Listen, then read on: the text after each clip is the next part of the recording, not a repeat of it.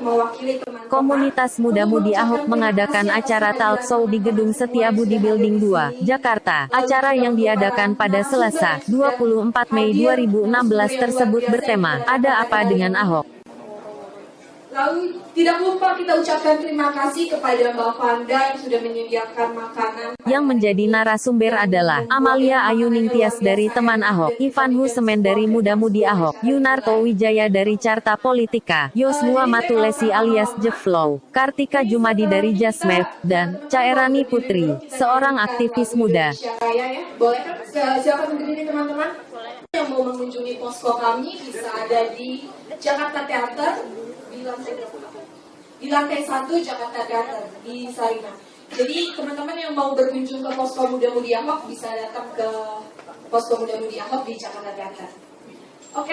Terima kasih ya, perlu kita sampaikan apresiasi yang setinggi-tingginya buat Muda-Mudi Ahok yang telah memastikan kita bisa bikin dialog ini. Kita kasih aplaus buat teman-teman Muda-Mudi Ahok. Untuk mengawali diskusi kita malam hari ini, saya ingin itu disampaikan beberapa waktu jelang pemilihan presiden tahun 2014. Bang Anies Baswedan bilang, kalau orang-orang baik masuk politik, kemudian tidak kita dukung, sama saja kita membiarkan politik ini atau bangsa ini dikuasai oleh orang-orang yang berpolitik karena uang. Itu juga yang saya kira menjadi landasan kenapa kita ada di sini dan berkumpul di tempat ini. Seniman itu adanya justru di kandidat yang namanya Pak Ahok dibandingin kandidat yang harusnya dia lebih seniman ya, karena dia sebenarnya dia seniman beneran kan. Wih, disebut mereknya segala, sebut saja dia Ahmad. Karena gini, seorang seniman itu kan harus punya mentalitas seniman, yaitu tidak peduli bedanya seniman dengan pelayan kan di situ ya. Kalau seniman itu, kalau pelayan itu datang nanyanya maunya apa, mau dibawain apa, mau dibikin apa. Kalau Pak Ahok itu ditanya dia jawabnya mau apa. Dalam arti yang sesungguhnya, berani bikin terobosan, punya visi. Seniman tuh harus berani untuk dicap aneh, dibilang bahwa dia lebih cepat dari waktunya, ahead of his time. Gila gitu. Gila, ya seniman yang paling besar adalah seniman yang gila gitu. Dan ada orang seniman besar yang pernah bilang, karya yang besar yang bisa mengubah dunia adalah karya yang lahir dari kegelisahan orang yang membuatnya. Dan itu terbukti dari kita ngomong Michael Jackson, kita ngomongin John Lennon, kita ngomongin semua all the great artists seperti Andrew Lloyd Webber. Semua itu yang dilahirkan dari kegelisahan. Dan dia tidak memikirkan dirinya sendiri, tapi benar-benar mengikuti apa kata hatinya. Nah, saya ngikutin semua pemberitaan tentang Pak Ahok, termasuk yang paling terkini dari Tempo. Ada dari Tempo di sini? Ada? 2 terbitan terakhir Tempo, pembahasan mereka saya baca. Ya memang itu tadi gitu, dia siap berantem. Cuman kalau saya tuh punya prinsip gini, kalau ada orang berantem, saya pertama mau ngelihat dia berantem buat siapa, terus yang dia lawan tuh siapa, yang diberantemin siapa. Jadi buat waktu saya ngobrol sama teman-teman seniman yang lain, saya punya beberapa WhatsApp group yang ada isinya musisi, ada pemain film, ada sutradara film, ada yang lain-lain. Ada kontroversi, ada yang bilang orang kayak dia ini nggak cocok lah, Pak Ahok kan nggak suka seni. Bener, kalau soal itu sih benar gitu. Saya berapa kali ngobrol sama Michael juga dari stafnya Pak Ahok. Saya tuh pernah makan siang sama Pak Ahok, dia tuh lebih kepada program, lebih ke hal-hal yang lebih serius lah. Kalau sama Bu Vero bisa lebih nyambung untuk ngomongin mau bikin pentas seni apa. Kalau sama Pak Ahok mau ngomongin seni udah lah gitu. Saya ngasih CD aja ke dia, kayak sampai detik ini juga belum dengerin. Gitu. Jadi saya bilang, kalau saya ngeliatnya lebih gini. Saya dari dulu tahunya, saya diajarin, kalau kita nggak bisa tahu dengan pasti mana orang baik, mana orang jahat. Karena kan pencitraan, media, kadang-kadang kita bingung ya, orang kelihatan baik, ternyata nggak sebaik itu dan sebaliknya. Kalau buat saya paling simpelnya ngeliatnya gini. Pas orang lagi melakukan sesuatu, yang nggak suka, yang ngegangguin dia siapa? Kalau yang ngegangguin dia orang baik, ada kemungkinan orang ini orang jahat. Kita kalau nonton film gitu ya, kayak ini Civil War sekarang, terus ada kemarin X-Men, Apocalypse. Di saat jagoan lagi bikin baik, yang keganggu biasa penjahat. Nggak nyaman gitu. Dan MC itu pasti jagoannya gitu. Batman tiba-tiba datang. Dan saya bersyukur pada saat masa-masa sekarang ini, lawan-lawannya makin menunjukkan jati dirinya gitu. Jadi buat kita jadi gampang kan untuk melihatnya. Punya kasus ini. Oh, ini pernah kesandung ini. Akhirnya bisa nyimpulinnya gampang banget. Kok semua yang nggak suka sama dia orang-orang bermasalah ya? Gitu. Jadi gampang banget, dan malah saya bilang ini enak banget nih, ibaratnya tim sepak bola, Pak Ahok nih tinggal possession football aja, nih lawan blunder terus. Tinggal nunggu gol bunuh diri aja. Jadi kalau dari sisi saya sebagai seniman, segamblang, sejelas itu. Kami tidak pandai statistik, kami juga nggak yang segitunya mengikuti pemberitaan sampai detail, tapi ngelihat hal yang terlihat kasat mata, begitulah impresi yang kami dapatkan dari sosok Pak Ahok. Tidak mau melakukan apa yang sudah dilakukan oleh teman Ahok, sehingga kita berkoordinasi pada saat awal kita terbentuk, kita berkoordinasi kepada kawan-kawan dari teman Ahok, kita berkunjung ke poskonya, kira-kira apa yang bisa kita sinergikan. Karena dalam mendukung Pak Ahok ini tentunya kita tidak bisa bergerak sendiri-sendiri. Kita dibutuhkan kerja bersama-sama untuk bersama-sama memenangkan. Ya, dalam hal ini mungkin awalnya bagaimana lolos persyaratan untuk mendaftar sebagai bakal calon gubernur DKI yang akan datang. Jadi atas dasar itulah kita waktu itu yang berkumpul teman-teman, karena memang yang berkumpul anak-anak muda, jadi kita bikin muda-mudi pada saat itu. Jadi ya sudah, kita coba buat namanya Muda-Mudi Ahok. Akhirnya memang waktu itu diinisiasi oleh beberapa kawan-kawan, akhirnya bergulir. Kita coba ngajak teman-teman dari partai-partai pendukung juga, ada teman-teman dari Hanura dan juga kawan-kawan muda yang non-partisan partai politik yang ikut bergabung bersama-sama kami. Jadi setelah itu kami berdiskusi kira-kira apa yang bisa kita lakukan selain memang membantu dalam hal proses pengumpulan KTP tentunya. Karena kami coba ada yang mengusulkan bahwa lebih baik kita mengadakan forum-forum diskusi. Jadi apabila nanti ada pertanyaan-pertanyaan, ada isu-isu miring yang memang harus diklarifikasi, ya itu bisa melalui forum itu. Jadi kenapa coba kita gagas diskusi ini nanti akan berlangsung 2 mingguan. Jadi kita bisa saling mengupdate, kita bisa saling mencari informasi, bertukar informasi di antara kita, khususnya para pendukung Bapak Ahok. Di sini juga sepertinya banyak banget tim teman Ahok yang di sini. Ada tim dari Posko, tim dari partisipasi. Lalu 7 Maret itu kita ketemu sama Pak Ahok dan memutuskan untuk mengulang kembali pengumpulan KTP ini karena mengingat sosok Pak Ahok ini kan juga kontroversial dan juga dari pendapat hukum juga untuk menambahkan klausul baru dalam formulir yang sudah bertanda tangan itu masih wilayah abu-abu. Jadi ada kemungkinan untuk menjegal di belakang karena masih ada waktu dan kami yakin independen itu harus ada di Jakarta. Jadi kita memutuskan untuk mengumpulkan KTP kembali dan dalam waktu kurang dari 2 bulan itu sudah berhasil melaju lagi gitu di angka 800.000. Tetapi problemnya memang beda banget. Kalau dari tanggal 11 Maret sampai 11 April itu kan kita bikin syukuran tuh.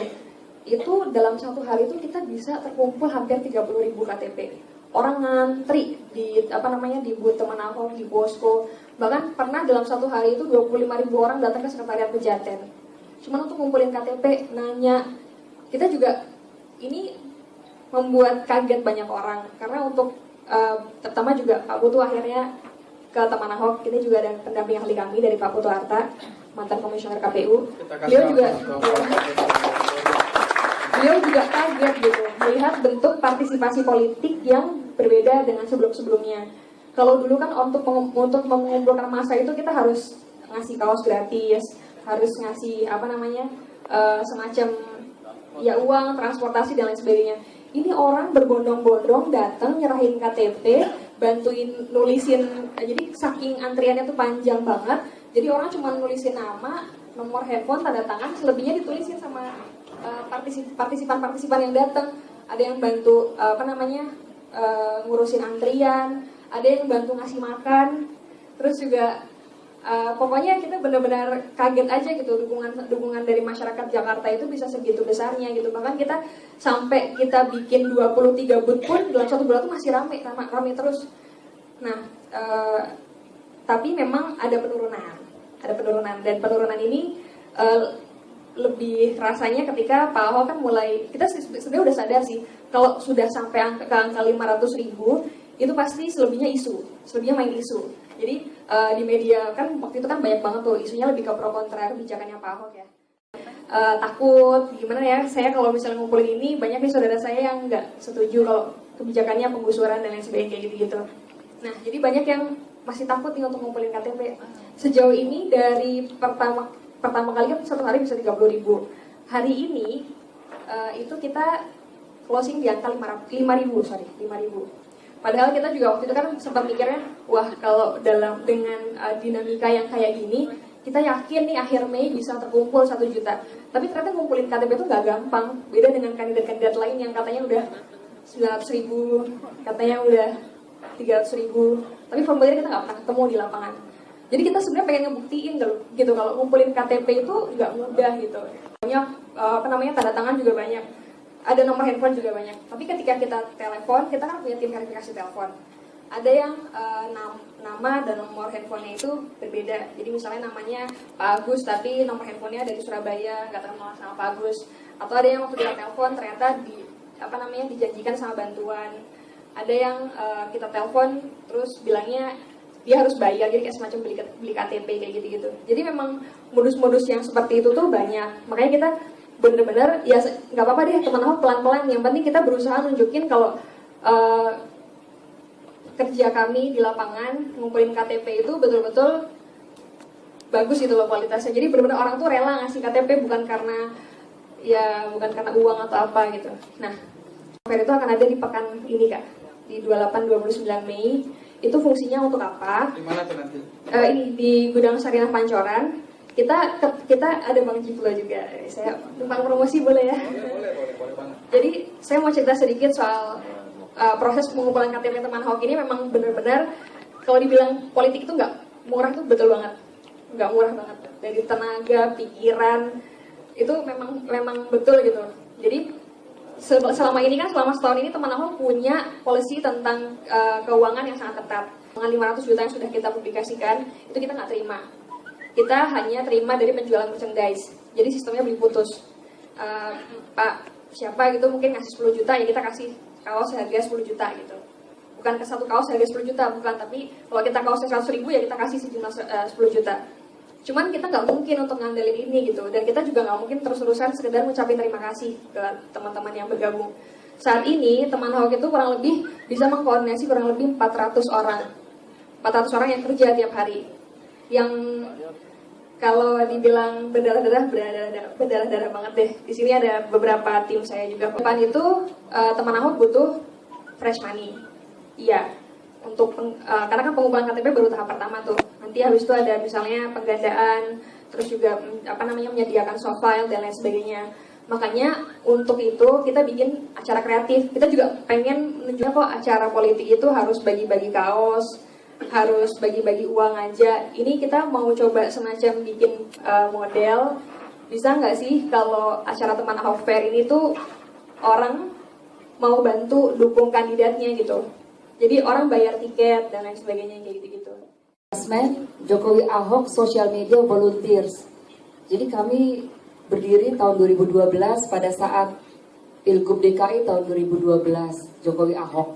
Pada saat itu memang Pak Jokowi yang minta relawan di sosial media itu dibuatkan wadah untuk berkumpul, untuk supaya bisa saling berkoordinasi. Kemudian kami mensuplai materi kampanyenya. Ya, jadi di sosial media itu content is the king. Ya, jadi tidak ada konten ya tidak ada yang kita share kalau di sosial media. Bapak Ibu di sini all the platforms adalah free. Ya, jadi sangat rugi kalau kita tidak menggunakan platform di sosial media karena semuanya free. Tinggal bagaimana kita mengelolanya dengan baik dan konten-konten tersebutlah yang sebenarnya kami persiapkan pada saat itu. Tahun 2012 itu ada 5 pasangan calon. Waktu itu Jokowi Ahok posisinya underdog ya Kakak Toto ya, karena Kak Toto mengikuti pergerakan para kandidat pada saat itu, sehingga kami sebagai relawan itu tidak berharap apapun di putaran pertama. Ternyata putaran pertama itu Pak Jokowi Pak Ahok unggul ya, posisi keduanya baru Volkenara. Jadi kedua pasangan tersebut masuk. Kebetulan partai yang partai dakwah itu ya, itu kan senang banget tuh masuk ke isu-isu SARA ya. Jadi pada saat putaran 2 itu masuklah berbagai informasi yang sifatnya rasis ya, menyerang Pak Ahok ya, kebetulan keturunan Tionghoa dan non Muslim. Pak Jokowi yang Jawa Ireng aja dibilang keturunan Tionghoa juga gitu ya, non Muslim juga. Jadi pada saat itulah Pak Jokowi minta bahwa relawan di sosial media dibuatkan wadah untuk saling berkoordinasi dan disuplai konten-konten positifnya. Itu bisa kita posting di sosial media kita masing-masing sebenarnya. Jadi Pak Jokowi dan Pak Ahok itu sebenarnya mereka tidak perlu buzzer, karena relawan itu semuanya dengan sukarela. Ya, relawan kadang rela kadang lawan ya. Jadi sukaryawan seperti Kakak Jeplo ya, kerjanya bersukaria. Nah, orang-orang seperti Kak J, kemudian saya dan banyak lagi yang lainnya itu dengan sukarela menyebarkan konten-konten positif mengenai Pak Ahok dan Pak Jokowi. Lain anomali karena mereka dua-duanya sudah selesai dengan dirinya, ya bukannya nggak butuh uang, butuh juga, makanya anaknya jualan martabak ya Pak Jokowi. Ya karena sebenarnya ada hal-hal di mana pemimpin-pemimpin seperti Jokowi Ahok itu sudah selesai dengan dirinya, ya bukan hanya masalah uang, ya tetapi juga bahwa menjadi pelayan publik adalah amanah, gitu ya, mereka menjalankan dengan baik dan mereka tidak butuh kampanye-kampanye mainstream sebenarnya. Kampanye di sosial media adalah kampanye anti mainstream. Karena kita ketemu dengan makhluk-makhluk yang juga ajaib seperti John Roo, Mustafa Nahra, ya. Kemudian banyak banget kalau ada Ibu Mutia, mengerikan sekali, ya karena beliau itu semua hadis dan segala macam ayat-ayat Al-Quran itu diposting di akun Facebooknya dan semuanya menghujat Ahok. Kemudian kita ya yang bernazar kalau sampai Ahok bisa mengumpulkan 1 juta KTP, saya terjun dari Monas. Dan detik-detik itulah yang kita tunggu sekarang, ya. Karena coba Kakak Amalia sudah berapa? 900.000 sekian kan? Sudah dikit lagi, ya. Ada seorang netizen. Beliau adalah sutradara juga, ya namanya Reni Fernandez, sampai ke Monas, itu dia foto-foto itu Monasnya, ukuran Monasnya berapa meter itu dia ukur, dia ketinggiannya itu dia membayangkan bagaimana kalau seseorang dengan berat antara 65 sampai 75 kg itu terjun dari atas ke bawah, ya. Jadi sampai sebegitu hitsnya, ya kan? Beliau yang kita lakukan di sosial media, misalkan dengan memposting sesuatu yang terkait dengan kinerja atau keberhasilan yang dilakukan oleh Ahok itu, Mas Toto, saya mau ke sahabat saya juga nih, sahabat dulu di sama-sama di Himpunan Pengusaha Muda Indonesia. Kita tahu semua sahabat ya. Cepat itu ada juga memang benar-benar prosesnya tuh sangat kreatif dan cepat. Dan kalau misalnya ditanya kenapa sekarang kita belum ngapa-ngapain, karena kita emang tukang geraknya agak-agak belakangan, last minute kalau dibutuhkan kita baru. Nah, campaign yang kreatif itu seperti apa sih? Sebenarnya kita mulai waktu tahun 2014 itu kita mulai dengan nama juga yang lebih unik. Kalau dari dulu itu orang campaign atau mewakili suatu partai atau organisasi atau relawan, mereka biasanya menyebutkan nama kandidatnya gitu kan. Nah kalau kita enggak, kita pakai gerak cepat, tapi walaupun sebenarnya itu ada arti-arti di mana nge-represent sifat atau karakter dari kedua pasangan yang kita dukung. Nah itu aja tuh kita udah mulai memakai nama-nama yang berbeda gitu ya. Terus kita juga dari segi gimmick-gimmick campaign kita atau promotion tools kita udah nggak pakai lagi muka-muka yang mereka di print atau kayak explicitly saying that harus dukung nomor 2, kita udah nggak kayak begitu. Nah tapi itu juga nggak bisa selalu misalnya kampanye Ahok sekarang misalnya gitu ya, kita pakai cara-cara yang seperti itu lagi kalau menurut saya, karena tergantung kita itu mau menangin market yang mana. Nah kalau saya sih mikirnya waktu itu gerak cepat karena kita kalahnya di anak-anak muda kota, makanya kita harus pakai cara-cara seperti itu. Kita sangat mendukung kampanye lewat sosial media, tapi bedanya gerak cepat mungkin dengan kayak Jasmaf gitu, kita juga banyak kegiatan di offline-nya, karena menurut kita kalau menggalang anak muda itu nggak bisa hanya lewat di udara aja ya, tapi anak muda itu juga perlu kegiatan seperti ini, perlu kegiatan-kegiatan seru lainnya, tapi juga yang nggak terlalu berbau si kandidatnya tersebut. Itu sih sebenarnya kreatif campaign. Jadi di mana lagi kita udah nggak pakai lagi kita nggak terlalu banyak pakai fakta-fakta, kita nggak terlalu banyak bikin konten. Kita selalu ngambil dari yang udah ada. Misalnya Jasmine punya konten waktu itu, misalnya ada kawan Jokowi punya konten, kita kemas dengan cara yang orang lebih mau baca. Kenapa akan menyita perhatian publik dan menjadi sedemikian penting? Pertama, buat elit sangat sederhana. Berkaca dari tahun 2012 kemarin, partai manapun, siapapun calon yang akan menjadi, yang punya ambisi di tahun 2019, mau jadi menteri, mau jadi capres, mau jadi cawapres, pemilu kada atau pilkada di Jakarta itu hal yang sangat penting. 2012, kalau PDIP tidak mengambil keputusan secara demokratis memilih orang yang namanya Jokowi, detik ini tidak ada mungkin presiden dari PDIP, detik ini mungkin PDIP tidak jadi ruling party juga. Karena pertama kali PDIP semenjak tahun 2004 ketika diambil alih oleh Demokrat, surveinya itu bisa menampak nomor 1 semenjak Jokowi menjadi capres. Semenjak Jokowi disebut-sebut namanya bisa menjadi calon presiden ketika sudah menjadi gubernur saat itu. Jadi pemanasan, tapi batu loncatan dan positioning awal untuk betul-betul bersiap-siap di pertarungan 2019. Itu buat elit. Saya pikir kita nggak peduli lah urusan mereka. Tapi buat publik ini juga tidak kalah penting menurut saya. Pertama, apa yang terjadi di Jakarta, terutama menang atau kalah Ahok ini akan jadi laboratorium bagaimana kita menguji kedewasaan pemilih kita secara nasional. Apa yang kita gembar-gemborkan sudah selesai nggak kita dengan isu-isu primordial? Betul nggak mayoritas bisa memilih dan menerima minoritas sebagai pemimpin yang memang bisa dibuktikan capable? Tapi tidak berhenti sampai di situ. Betul juga nggak minoritas bisa membuktikan dirinya tidak eksklusif?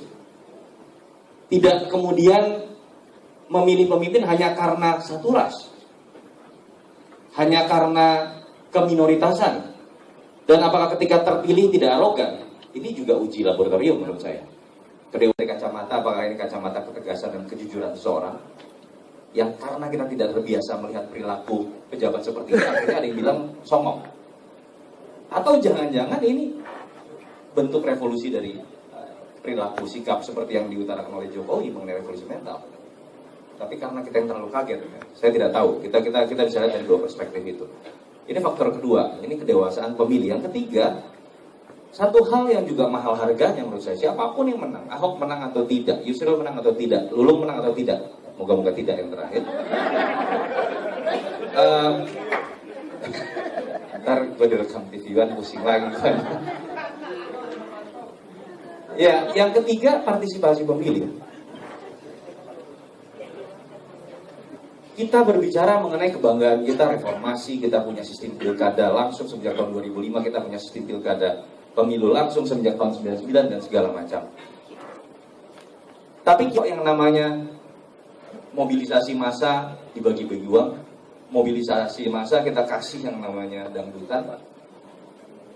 Bagaimana kita tahu hampir di semua pilkada yang namanya PNS pasti mendukung incumbent-nya. Kita ketahui hampir di semua pilkada pasti ada money politiknya. Yang terjadi di Indonesia harus kita akui, buat saya pribadi, kita baru berhasil melakukan demokrasi mobilisasi. Belum demokrasi partisipasi.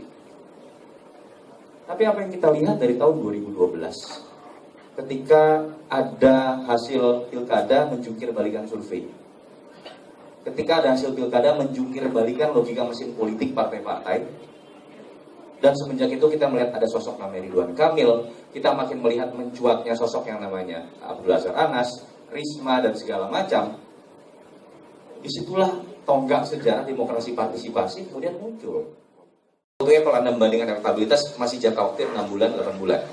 Kalau elektabilitas sama-sama 80% ke atas, 90% ke atas, Anda bandingkan elektabilitas baru apple to apple. Tapi yang menjadi hal yang sebetulnya modal sosial yang tidak terbantahkan buat Ahok adalah approval rating atau tingkat kepuasan publik ketika ditanyakan. Itu adalah modal sosial paling tidak bisa dibantah. Mau kita berbicara mengenai pemilu di Amerika Serikat, Zimbabwe, Indonesia, dan segala macam, itu tidak bisa dibantah. Karena yang namanya pilkada yang diikuti oleh incumbent, itu intinya adalah referendum untuk kemudian menyatakan pilihan, kita akan memilih dia lagi atau tidak, kita puas atas kinerja dia lagi atau tidak. Ahok di survei saya dan beberapa survei lain, di survei saya mencapai angka 82,8%. Tingkat kepuasan publik di survei lain sekitar 75%, 77%. Angka ini luar biasa Bapak Ibu. Saya menemukan mungkin Risma sekitar 79%. Wali Kota Ambon itu juga luar biasa, itu 80%-an. Biasanya belajar dari data-data longitudinal dari tahun 2005 itu kalau di atas 75% stabil, kasarnya ya, incumbent ongkang kaki pun menang. 60-70%an itu biasanya incumbent harus punya cara kampanye yang bagus, tapi most likely dia akan menang. 50-60% itu lampu kuning. Below 50 itu biasanya akan kalah incumbent. Jadi kalau ada orang narsum, orang partai yang membaca dan membandingkan, hey, Ahok jangan bangga dulu, Foke dulu surveinya juga di atas 50%. Tapi approval rating Foke dalam survei setahun terakhir sampai beberapa bulan terakhir itu hanya berkisar 42-47%. Itu yang membedakan kondisi dan modal sosial Ahok melawan dibandingkan dengan Foke misalnya. 64 including zaman Bang Ali Sadikin saya dengar ceritanya nggak pernah tersentuh. Begitu Jokowi jadi gubernur, itu di-create jadi Waduk Riario sangat rapi. Salah satu 2 proyek waduk pertama setelah Waduk Pluit ya, Waduk Riario. Rapi sekali dan sekaligus jadi pusat pengendali banjir. Jadi saya dapat 2 keuntungan langsung. Satu, daerah kumuhnya jadi bersih total. Yang kedua, jadi nggak banjir. Harga tanah 2 kali lipat. Yang kedua yang lebih gila yang saya rasakan dari zaman Ahok di Waduk Riario itu ada satu perumahan, ada rumah-rumah kumuh yang memang liar betul-betul. Zaman Jokowi nggak bersih-bersih, dijanjikan sampai 2014 akan beres, 2014 akan beres, nggak beres-beres. Ahok jadi seminggu langsung bersih. Terlepas benar atau tidak, kita mau sebut itu penertiban atau penggusuran, tapi this man by policy. Ini orang yang menjadi pemimpin karena policy dan saya tanggung resikonya. Saya jujur ya harus mengatakan. Ini saya pribadi. Pak Ahok ya. Saya pribadi. Dan off the record. Pasar kaget setiap hari Minggu pagi. Itu yang pegang namanya FBR. Sudah 12 tahun ada di situ. Kotornya luar biasa. Itu lapak yang luar biasa. Katanya yaitu menghidupi ormas itu. Karena ya satu lapak bayar berapa ribu perak aja ada berapa ratus. Tidak pernah bisa beres. Sempat pada zaman Jokowi itu dibersihkan, lalu kemudian saya lihat langsung 3 minggu, tiba-tiba buka lagi dengan tulisan di sini sudah berdiri sejak 12 tahun lalu milik FBR. Saya bilang negara kalah lawan ormas. Dan lagi-lagi semenjak Ahok sampai sekarang bersih. Dia cuma tongkrongin itu 1,5 bulan saya lihat, nggak 2 bulan. Ditongkrongin 4 mobil Satpol PP. Ya ternyata ketika negara berani, nggak ada yang berani juga melawan negara. Negara punya repressive state apparatus, punya illegal state apparatus. Ini masalah keberanian dan masalah policy. Berani tidak ada bertanggung jawab terhadap policy. Itu yang menurut saya jadi kekuatan. Jadi bersih segala macam. Buat saya itu tidak kalah harganya dibandingkan dengan hal-hal besar yang dilakukan oleh Ahok. Hal-hal seperti itu tidak kalah harganya dengan gaya Ahok yang menarik untuk kita lihat. Dengan ketika kita melihat menariknya Ahok berantem dengan DPRD, dengan ketika kita melihat Ahok berbicara spontan agak kasar, itu menurut saya tidak kalah menarik. Karena ketika kita hanya fokus pada gaya berbicara Ahok, kita fokus pada integritas Ahok, kita hanya fokus pada diferensiasi Ahok ketika mengambil keputusan, menurut saya itu kultus, itu tidak sehat. Itu berarti kita mengakui Ahok baik sebagai seorang superman, tapi belum tentu baik sebagai super team.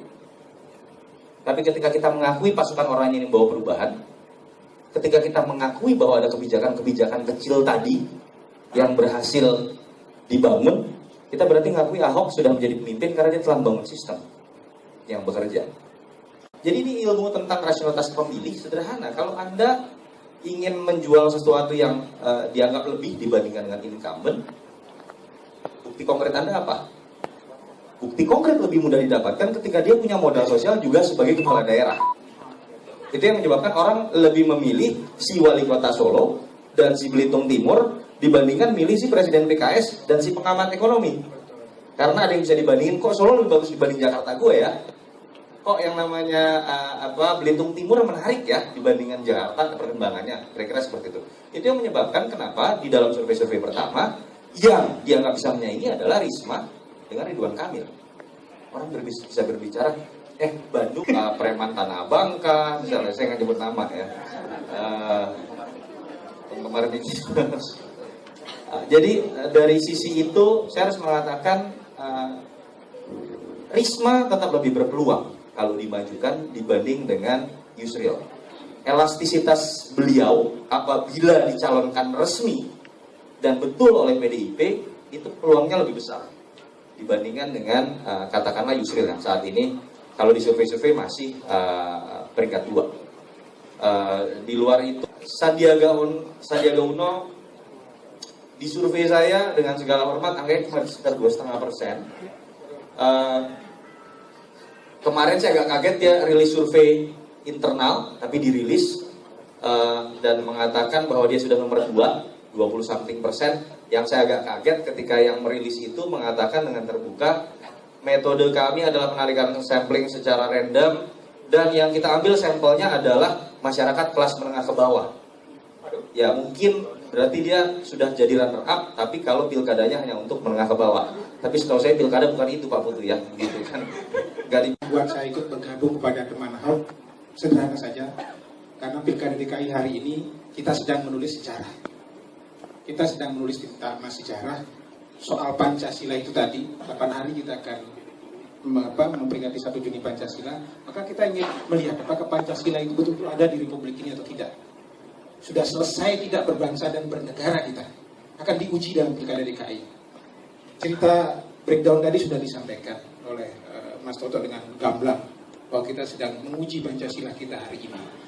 Yang kedua, saya melihat bahwa virus kebaikan ini harus disebarkan di seluruh Indonesia. Ketika saya di KPU hampir 10 tahun, kita selalu bermimpi soal demokrasi substantif, demokrasi partisipatif, segala macam. Saya 3 tahun sama dengan Mas Toto keliling ke bawah, omong kosong itu kalau nggak keluar duit sampai 40 miliar seperti kemarin di Karangasem itu. Saya berhadapan dengan Mas Toto atau di tempat lain. Kita sedang merintis satu sejarah demokrasi di Indonesia, sehingga kalau virus ini kemudian tampil sebagai pemenang, virus itu bernama Ahok, maka orang baik di banyak daerah itu akan bermimpi untuk jadi pemimpin dan membuat tim. Kita harus mendorong semangat-semangat semacam Tri Risma hari ini, Ridwan Kamil dan seterusnya. Kita harus mainkan sebanyak-banyaknya. Bahwa ini kan birokrasi yang bermain politik ya.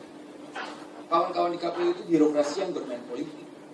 Bukan real profesi sebagai penjaga demokrasi. Di tim sosialisasi kampanye.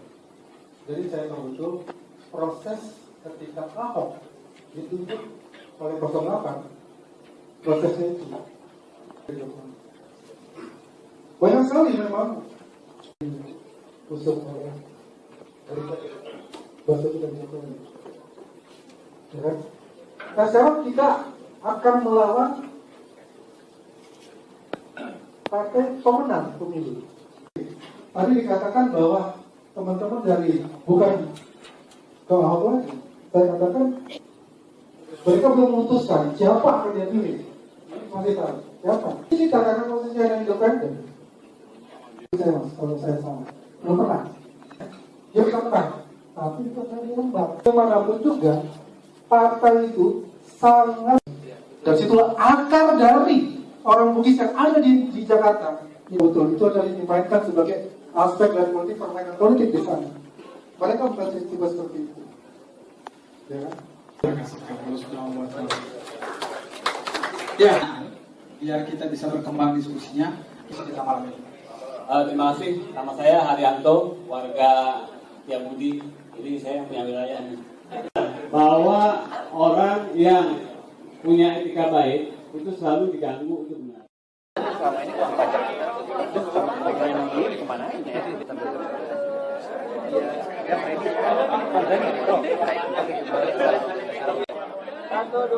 Demikian reporter Nomangs.com TV, Nomi, melaporkan dari Kuningan, Jakarta.